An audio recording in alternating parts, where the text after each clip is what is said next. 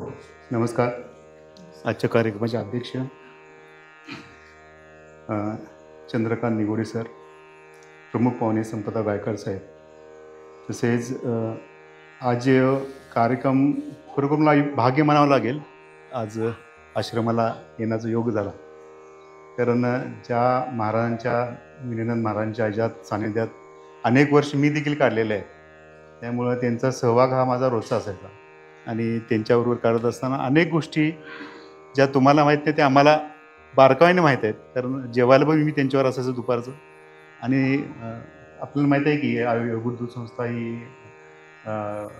आशिया खंडातली नावाजलेली संस्था आहे आणि या संस्थेच्या जडणघडणामध्ये फार मोठा मोलाचा सहभाग एक कॉन्ट्रीब्युशन जे म्हणतो किंवा एक त्यांच्यामुळे एक शिस्त. कारण कसं साहेब वसंतराव मोहिते साहेब माझे वडील जे होते ते जिल्हा लेवलला सगळ्या संस्थेत काम करत होते आणि आपल्या गावात एक सहकार चळवळीवर चांगली संस्था निर्माण व्हावी आणि सर्वसामान्य शेतकऱ्यांसाठी दुधाच्या व्यवसायामधून व्यवसाय निर्माण व्हावा यासाठी जेव्हा ही संस्था चालू केली 1967 साली, त्यावेळा गावात अक्षरशः फार वाईट परिस्थिती होती आणि त्या वाईट परिस्थितीनंतर ते दूध संकलन करायचं होतं तेव्हा गावात संकलन पाठवायला देखील सोय नसायची. मी मुक्कामची एस टी चालू करून त्या पद्धतीनेही चालू झालेली संस्था आहे. आणि अशा वेळी धनवडे साहेबांनी आमच्या इथं दूध भरायसाठी म्हणून केंद्रावरती त्यांनी सुरुवात केली आणि अक्षरशः अगदी शून्यातनं म्हणजे आमची गाव लेवलची संस्था असून पण अनेक योजना आणून अनेक गोष्टी करून शिस्तबद्ध पद्धतीनं अतिशय चांगल्या पद्धतीनं ही संस्था भरभराटीला आणली. गेले 30 वर्षापासून मी तिथं संस्थेत होतो.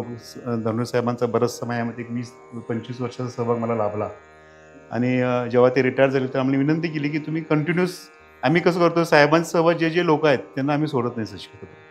तर धनवडे साहेबांनी म्हटलेलं की ही आश्रमाचं काम फार मोठं आहे आणि जर पौर्णिमाला ते इकडे येत होते आणि त्यावेळेला ते प्रत्येक वेळा सांगत होते की कशा पद्धतीने इथं सगळं चालतं आणि तेव्हा नवीनच आश्रमाचं कन्स्ट्रक्शन बाकीचे बऱ्याच गोष्टी चाललेल्या होत्या आणि हे ज्या सगळ्या गोष्टीच्या ज्या गोष्टी ज्या त्यावेळेला चालत होत्या त्या जवळ आमच्या चर्चाच एक संस्थेतला त्यांचा एक भूमिका फार वेगळी असायची आणि इकडली एक भूमिका फार वेगळी असायची.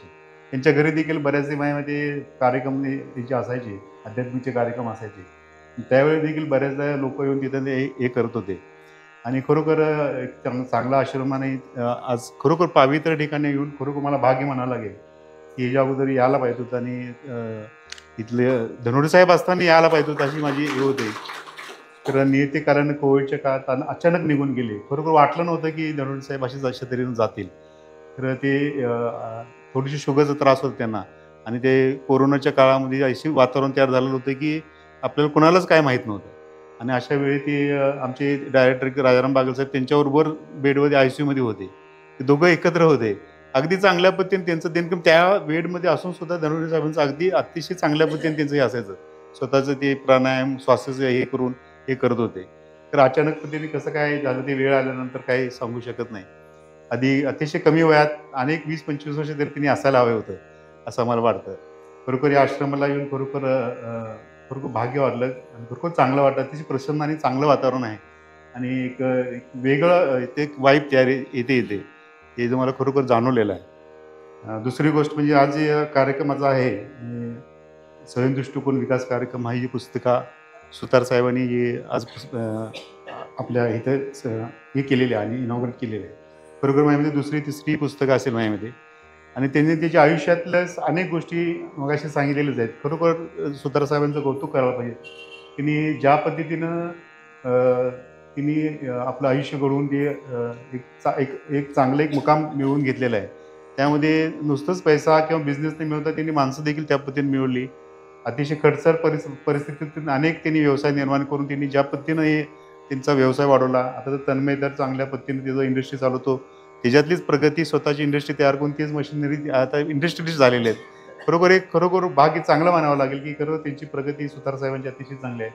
मला आठवते 25व्या त्यांच्या मुंबईच्या इनॉग्रेशनला मी मुंबईला गेलेलो होतो आणि तिथले सुद्धा तिकडले त्यांच्या लोकांचे सगळ्यांचे कॉन्टॅक्ट बघितले, ते सगळ्या गोष्टी बघितल्या तर मुंबईसारख्या ठिकाणी, गोव्यासारख्या ठिकाणी आणि महाराष्ट्रातल्या बरेचसे कोल्हापूर, पश्चिम महाराष्ट्राच्या ठिकाणी बऱ्याच ठिकाणी ते स्वतःहून त्यांचे कष्टाचे अनेक गोष्टी मी ऐकल्या आहे. खरोखर एक वाख्यानजोग आहे आणि हे अध्यात्माचं एक पुस्तक जे आहे किंवा योगाचं जे पुस्तक त्यांनी दिलेलं आहे खरोखर सगळ्यांनी अक्षर म्हणजे प्रत्येक गोष्टी अनुभूत करण्यासारख्या आहेत. कारण की आपल्याला माहिती आहे की कालच योगा दिवस झाला आणि योगा दिवसामध्ये आपल्या देशामधचा योगाचं जसं पंतप्रधान मोदी साहेब आल्यानंतर ज्या पद्धतीने योगाचा प्रसार आणि प्रसार वाढला जगात, ते खरोखर सगळीकडं वाख्यानं आहे. कारण योगा हे एक आपल्या आपली हिंदू संस्कृतीला एक चांगल्या पद्धतीने योगाच्या माध्यमातून आपले घडवण्याच्या दृष्टीने खूप चांगला आहे.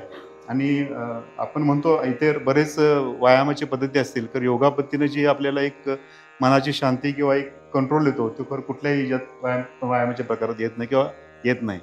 तरी अशा कार्यक्रमाला मला येण्याचं योग भाग्य लाभलं. खरोखर सुतार साहेबांचं, तसंच आश्रमाचे महाराज साहेब आहेत. त्यांचं देखील मी आदित्य महाराज साहेब आहेत, त्यांचं देखील मी अतिशय मनापासून अभिवादन करतो. खरोखर मला योग आला आणि असाच योग मला सारखा येवो. आणि मला माहिती आहे पौर्णिमाचा कार्यक्रमाचा असतो आणि अनेक साधक येतात आणि त्यांच्यापुढे बराचसा कार्यक्रम होत असतो. आणि आज योग म्हणावा लागेल.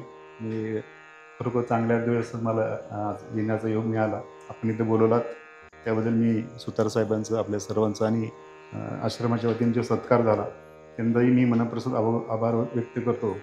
आणि आपल्या आश्रमाला काहीही मदत लागत असेल, ती आमच्या संस्थेच्या वतीनं, उद्योग समूहाच्या वैयक्तिक काही लागत असेल तर तुम्ही सांगा, त्या पद्धतीने मी मदत करायचं आश्वासन देतो. मी माझी